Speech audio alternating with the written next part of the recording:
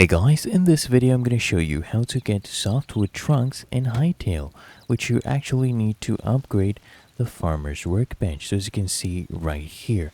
Now what you need to do is actually go to your map, and I want you to just go ahead and look for these kind of orange trees. And I want you to go to that location.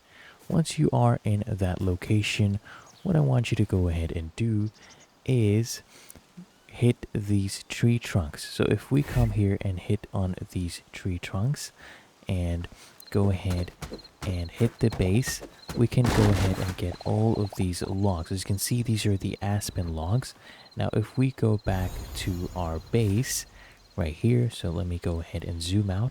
So this is our base. We'll go back here. I'll show you that this is actually the softwood trunk. So there is our farmer's workbench. There you go. Then we'll just go ahead and press F to open it up. And as you can see right here, we now have softwood trunks. But that is how to get softwood trunks in Hytale.